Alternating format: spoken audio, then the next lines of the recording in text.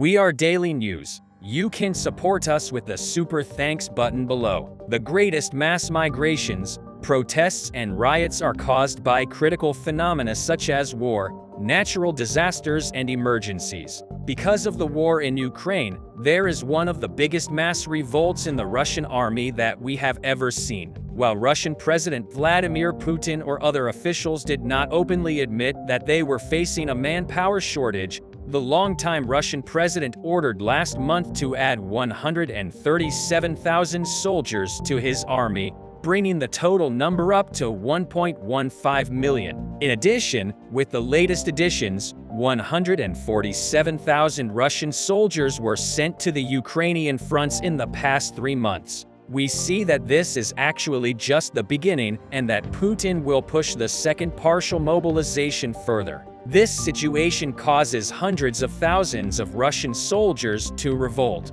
Putin hasn't mentioned this big problem of operation at this time, although Vladimir Putin tried to hide this. It is reported that hundreds of thousands of soldiers in the Russian army have started mass uprisings, especially in recent days, and fled from the front lines, trenches and barracks in Ukraine. Russian soldiers refused to sign contracts with the Russian army, despite promises of high cash payments, social packages, and possible accommodation. In addition, it was reported by the Ukrainian General Staff that approximately 3,000 Russian soldiers applied and took action to surrender to the Ukrainian army in March and reduce the number of escapes within the Russian army. Kremlin spokesperson Dmitry Peskov recently reported that Russian President Vladimir Putin will guarantee long holidays and job security to Russians who volunteer to fight in Ukraine. The Russian leader reportedly promised to make these changes after an employee of the regional department of the Ministry of Emergencies approached him during his trip to Petropavlovsk-Kamchatsky,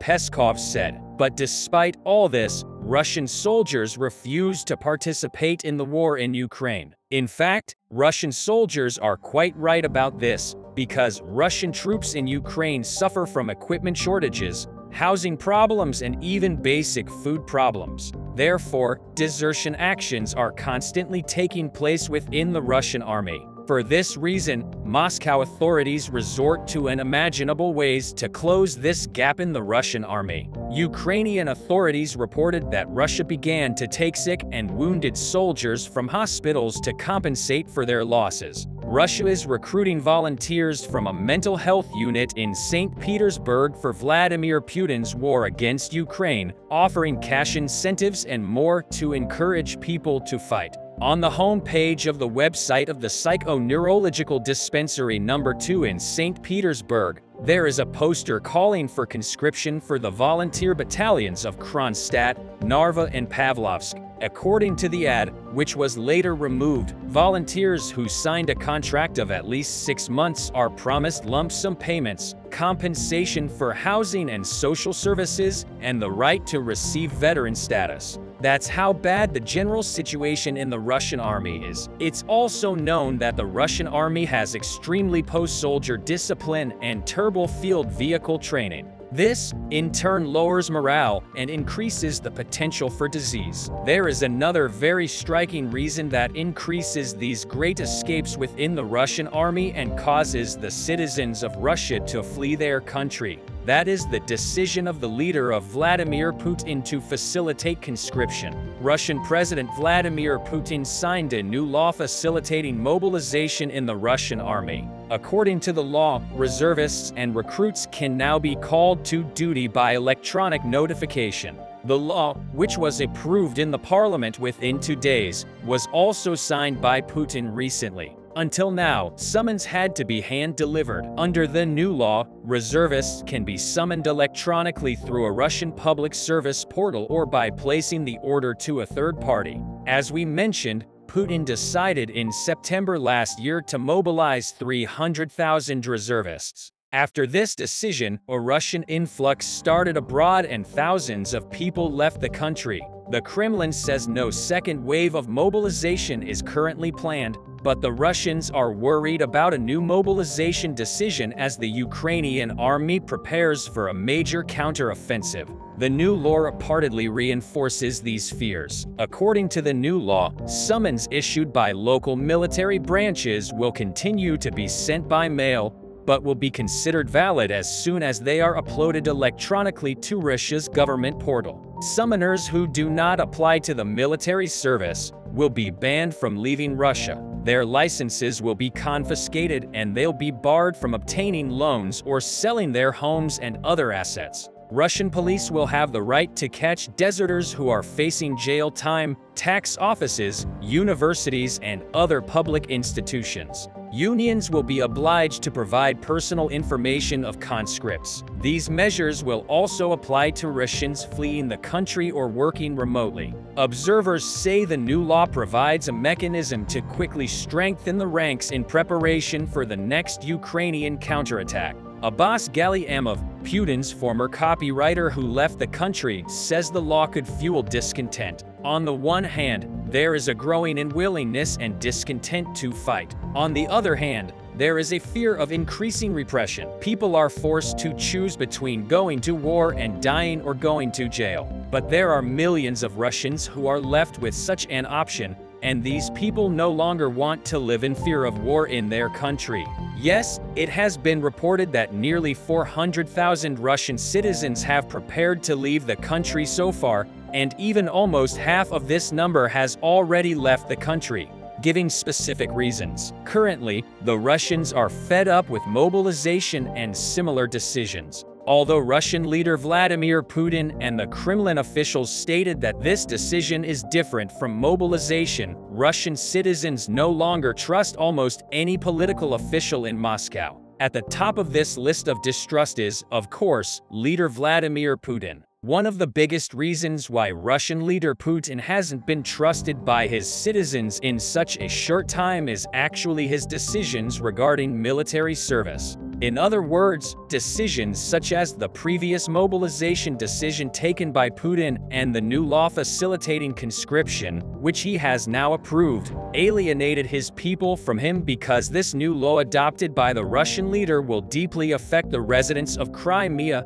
both in Russia and in the Black Sea. The Kremlin-controlled administration of Russian-occupied Crimea announced that they are planning to recruit 2,500 young men into the Russian army as part of this latest recruitment campaign. However, the so-called administration of Sevastopol announced that it plans to recruit 500 people into the Russian army as part of the conscription campaign. In addition, human rights experts stated that the indigenous people of Crimea, the Crimean Tatars, are the ethnic group that's being conscripted the most. Alexei Tiniko, chairman of the board of the KrimSOS human rights organization, stressed that the Crimean Tatars are continued to be subjected to pressure from the Russian administration. Tiniko stated that during the forced mobilization in the autumn of 2022, 90% of the conscription calls were given to the Crimean Tatars in some settlements. It's observed that there has been no change in the Kremlin's Crimean policy with the new conscription law. Again, the majority of those conscripted into the peninsula by electronic methods became Crimean Tatars. So far, more than 35,000 Crimean youth have been exposed to the activities of the Kremlin administration, which has forced them to conscription in the Russian army. With the new current conscription law, a total of more than 5,000 Crimean Tatars will be forced to join the Russian army again. These figures will only apply to Crimea, but the residents of the peninsula also believe that these numbers will increase. Many residents of Crimea think that the Russian authorities have given too low numbers for conscription so as not to intimidate the people because the escape from Crimea continues at full speed. On the one hand, there is a growing unwillingness and discontent to fight. On the other, there is the fear of increasing repression. People are forced to choose between going to war and dying or going to jail. But there are millions of Russians who are left with such an option, and these people no longer want to live in fear of the war in their country. The center of the war between Ukraine and Russia is slowly shifting from the Donbass, the most violent area of ground operations, to the southern front lines of Ukraine. The spring fever continues to energize the southern regions of Ukraine. The Kinburn Peninsula, a small promontory at the mouth of the Dnipro River and the tip of Crimea, is described as having enormous strategic importance at the current stage of the war. Ukraine has stated its intention to liberate it, and an operation seems to be underway to do so. We see that Ukraine is constantly preparing for the Crimean offensive and has carried out many attacks on Crimea in recent months. However, the attack on Kinburn Spit is getting much more attention because, as we can see from the map, Kinburn Spit is seen as the most suitable region for a sea landing to Crimea. The Ukrainian General Staff has reportedly destroyed Russian artillery and DMLR in the region. It is also very clear that this will open a point where the Russian army in Kherson can be moved around.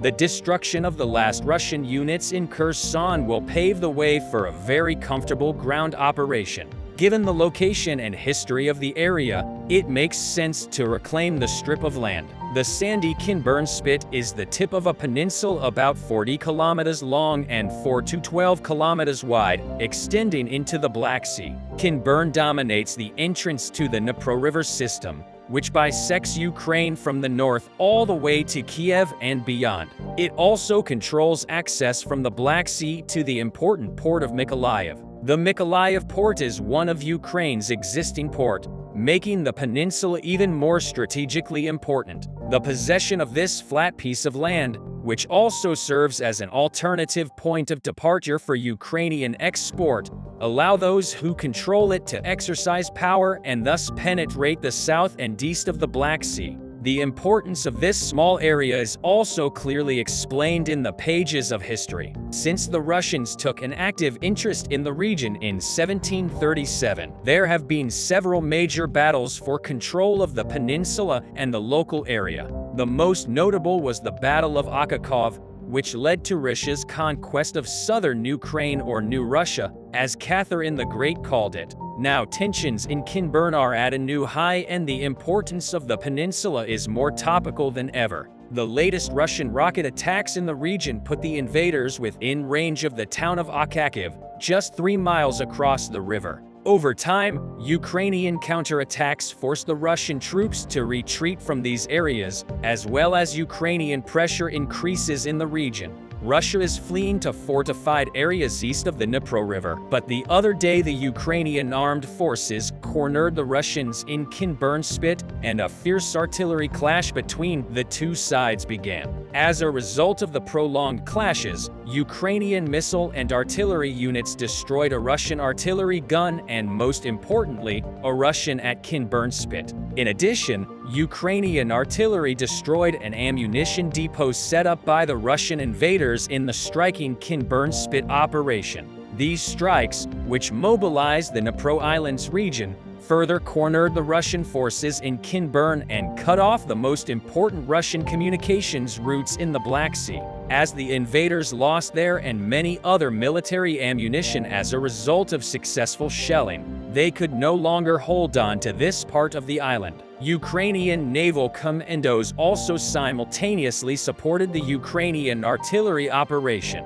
Even now, elite Ukrainian naval commandos are conducting reconnaissance and detection patrols on the Kinburn Spit and in various areas of the Dnipro Island region. While all these heavy blows continue to stun the Russians in Kinburn, the invaders seem reluctant to counterattack for the time being, as any Russian attempt to attack a Ukrainian beach on this peninsula would be blocked by Ukrainian artillery on the opposite bank of the Dnipro. Taking advantage of this situation, the Ukrainians are establishing a presence in Kinburn, opening a front, no matter how narrow, that can reach as far as another part of the island. These efforts by Ukrainian forces further problems for Russian commanders who are already struggling to deploy limited and often poorly trained forces. If Ukraine can gain a foothold on this flat strategic beach and develop a beachhead from which it can advance up the peninsula, it will have taken another step in its relentless advance towards Crimea.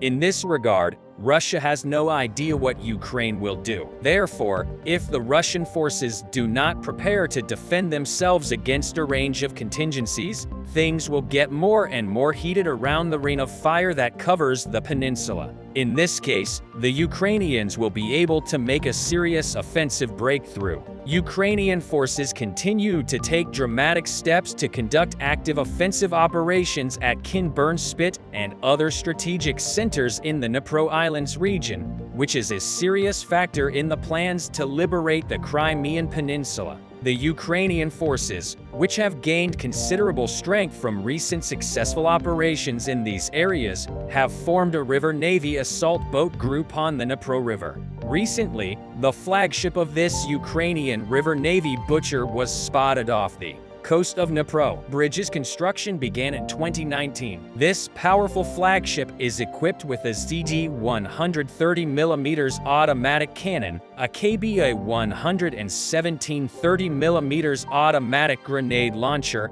a 7.622mm machine gun, and 2 barrier atoms. Now the Butcher has been launched for a special mission in Dnipro and will begin its mission to clear the invaders from the river. The addition of a powerful boat like Butcher to Ukraine's Dnipro River Navy, to which the United States has provided nearly $400 million of support, has greatly worried the Kremlin and Russian leader Vladimir Putin. This is because Dnipro and the island region are currently under the oppressive offensive of Ukrainian forces. The Ukrainian dominance in this region, backed up by a river navy with Butcher as admiral, would be a major setback for the invaders. That is why the Russians are on high alert. Ukraine, on the other hand, has a few months to develop such capabilities to restore and control its 1991 maritime borders. To this end, securing southern Ukraine and reopening navigation from Mykolaiv,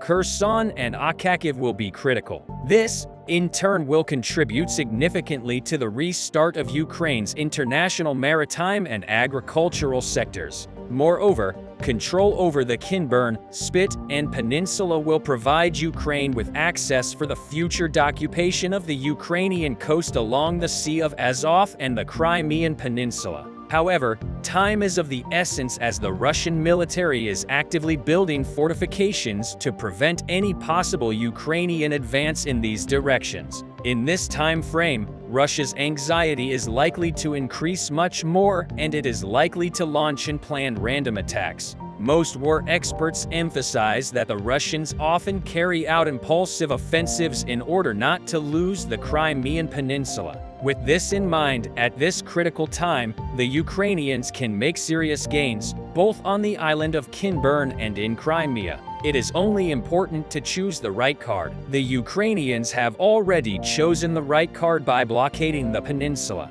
the southern and eastern parts of Dnipro, with the Ukrainians making serious strides in dominating the Black Sea and achieving all these goals. There is even a possibility that Russia will lose the war. But in this regard, the Ukrainian armed forces must be constantly supported militarily. The main reason for this is that this war is all about attrition. This means that the Ukrainian army will need important missile systems and weapons to wear down the Russian forces in critical areas such as Crimea and Dnipro. The military support of the US and the West will solve the problem, since the adverse effects of the war have greatly eroded Russia's defense industry. The Russian troops will not last long on Ukrainian territory without any military support. In short, Ukrainians need not only military support, but also little patience to regain their freedom and expel the invaders from their country. The top generals in the Ukrainian army and military officials in critical combat missions are well aware of this. The biggest news is coming from the east. Here, Russian forces made another attempt to undercut the whole Bakhmut group by advancing from the south. Their goal was to move closer to the intersection and establish total fire control over the Ivanovsky Highway. However, Ukrainians deployed a highly explosive 90-meter line charge and closed the axis of advance with fire. Last time I told you that Russian forces had accumulated a lot of artillery systems within 10 kilometers of Bakhmut in order to fire for effect and help Wagner forces to capture Ukrainian positions. I also told you that due to the overwhelming fire and assaults, Ukrainians withdrew from the central part of the city. The freshest reports revealed another reason why Ukrainians took a decision to step back. After Russian forces advanced near the market, Ukrainian troops in the high-rise buildings faced a very difficult situation. They were under fire control of the snipers located in the high-rise buildings on the other side of the river, and they had to hold off Russian assaults from the north and south. Despite the fact that the area under their control was small, the front line around this group was actually quite long and required a lot of troops to hold it. Russian forces started exploiting the fact that the concentration of Ukrainian forces in this small salient was high and moved in their flamethrower systems to burn the whole area down. The footage that was released today shows how Russians targeted the high-rise buildings and shelled the whole Komarovka area. After stepping back, this Ukrainian group shortened the front line under their responsibility by 3 times and re-established a close connection to the rear. But Russian forces are not the only ones who are using incendiary weapons. Yesterday, Wagner forces once again tried to advance from the south and cut off the Ivanovsky Highway, as seen from various videos. Ukrainians are continuously driving through the area in order to stop further advancement.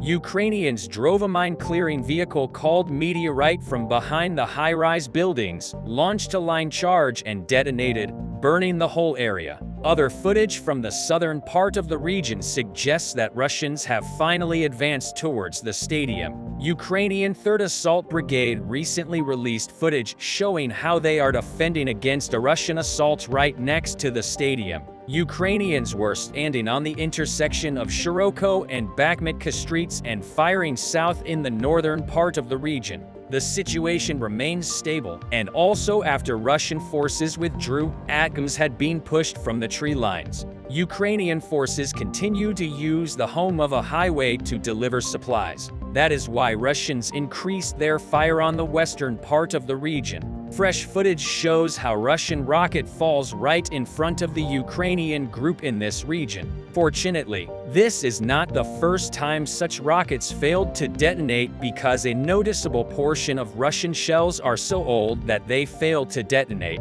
However, Russians are compensated with the number of shells. Ukrainian soldiers from the 1st Border Detachment said that they never felt like Wagner forces reduced the rate of shelling even once. The cannonade hardly ever sees this maximum for several hours, and it can be seen from the buildings in the background.